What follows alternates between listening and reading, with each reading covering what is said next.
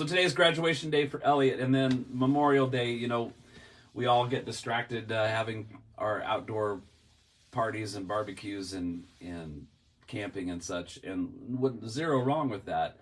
But I had to just remind myself that Memorial Day is a day to remember those who died protecting our country and protecting the freedoms that we have. And as crazy as our society is right now, we still live in the greatest country ever. So keep that in mind. I love our country. One super cool thing that I got to do in 1992, which was the year my sister graduated high school, we took a trip to Washington D.C. My grandpa Fisher at the time lived. He he wasn't my grandpa at the time. He's always been my grandpa. At the time, my grandpa Fisher lived in Maryland, and so we took a trip to go see him, and we spent like a week in Washington D.C. and seeing all those things in the mall and the Washington Monument. You could go up in the Washington Monument. The line to go through the White House was too long.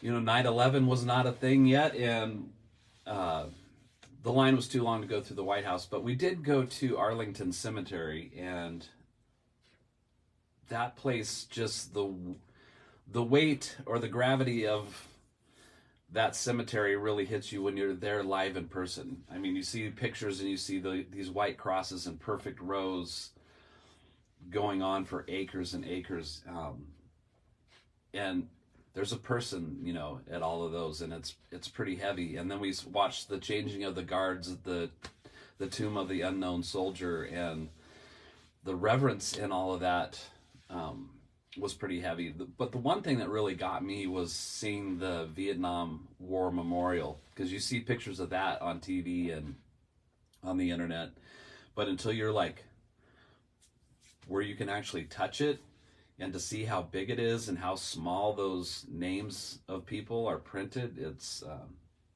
pretty heavy stuff, and it's a sobering moment to see people who gave their lives to have this country that we have and to protect its freedoms that we have. So, all right, enough of the heavy stuff. So this past weekend I played with Cliff in Stanley at the Mountain Village Resort, and I had mentioned before how their concert halls, I didn't realize it was called the Velvet Falls Concert Hall or Dance Hall until I was there. What a great venue, and the staff, there is great, especially the sound guy Mike, and then Ron, who does the booking and stuff there. Really great people to work with.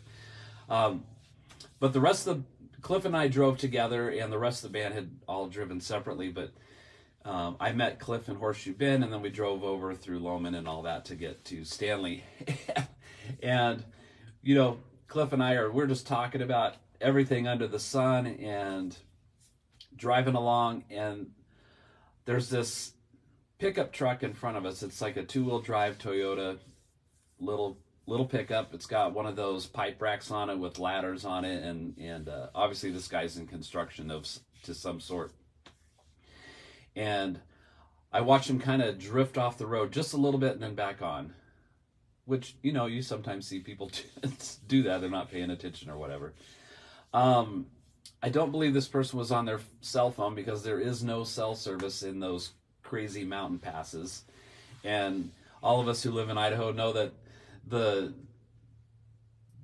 mountain goes steep up one side, and then there's this cliff or a ravine dropping down to a river below, and it's a little I don't want to say nervous, but anyway, this guy that was in this truck in front of us, I think we were about 30-ish miles away from Stanley. Cliff and I are talking, and we see this guy driving, and like I said, he kind of wandered off the road, and then he wandered off the road and it didn't come back. And I go, whoa, and Cliff, we weren't following close to begin with, but Cliff backed way off. This guy in his truck veers off the side of the road, and then the truck comes up really steep, high up on the mount, and then comes back down.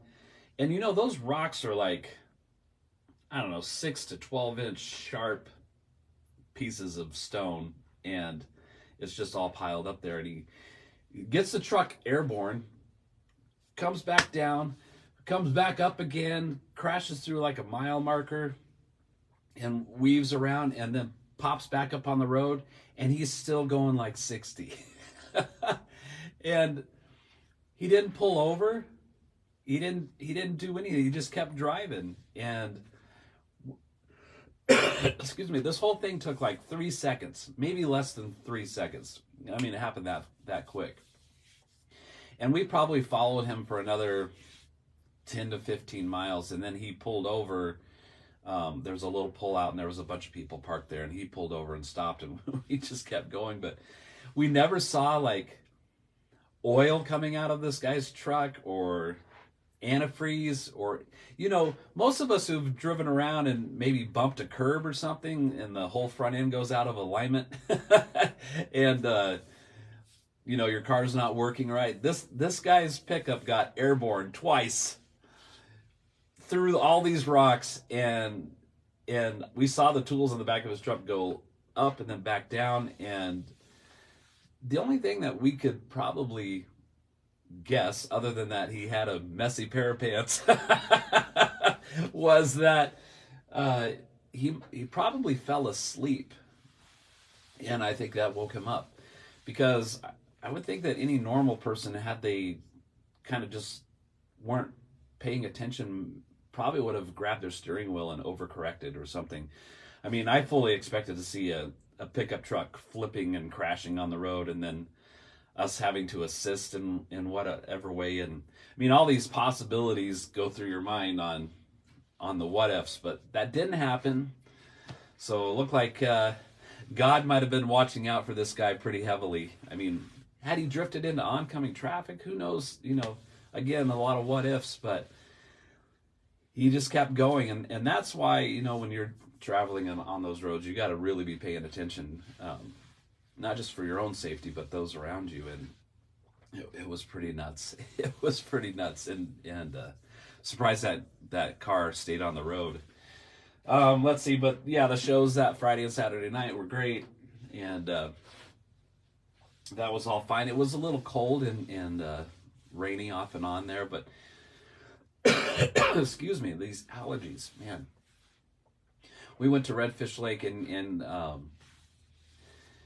you know, with the sky being kind of overcast, when it would clear up, you could see the Sawtooth Mountains, and they just really looked 3D, and just the colors were so vibrant because the sun wasn't bright, washing everything out. And you try to take pictures of that, and they don't come out as good as they are when you just can see how majestic they are in person. It's pretty impressive stuff. But so Cliff's got a lot of stuff coming up through the summer, so, and an EP that's being released soon. So for all that information, make sure that you check out cliffmillermusic.com and Cliff Miller Music on Facebook and Instagram and Spotify and Apple Music, all those streaming things. A lot of cool stuff going on with Cliff Miller. And then Midline, of course, we have a new song. I've been saying this for a long time. The new song is called Ghost. We are shooting a music video for that song on Saturday.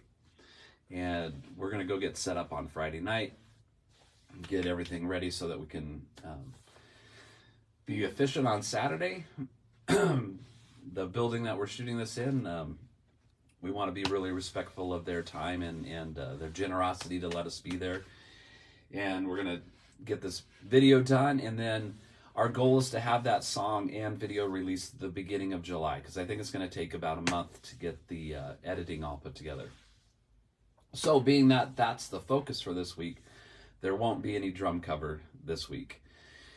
Again, we had Memorial Weekend, and Elliot's graduation is today, and I didn't teach Monday or today, and then just so much going on to squeeze in getting a drum cover learned and recorded and edited and mixed and all that. We just out of time. So, but one really cool thing about the drum cover stuff is, if you haven't seen it, please go check it out. Last week I did the song Praise by Seven Dust, and Seven Dust has been a favorite band of mine for many, many years. And when I was in the early 90s, I had my hair was long and it was in braids and colored different colors at times.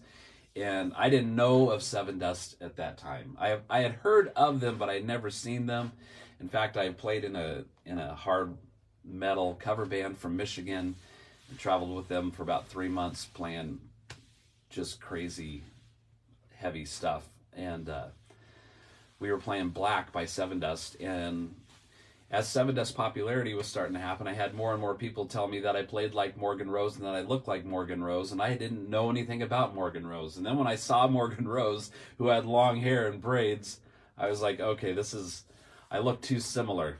So I went from having long hair to a bald head. And I've had short hair ever since. So I had to separate myself from Morgan as far as my look went. But one really cool thing is that I have an endorsement with Vader drumsticks, and so does Morgan. And when I do my drum videos, you'll see that I have this small banner, and it says Vader drumsticks on it. And so I try to make sure that, and I'm sponsored by Soul Tone Cymbals as well.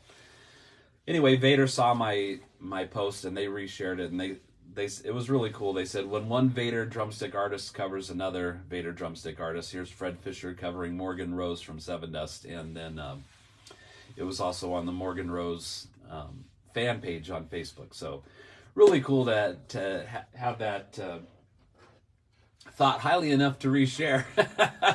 And so if you want to check out my drum covers, YouTube is the best place. It's Fred Rock Fisher on YouTube.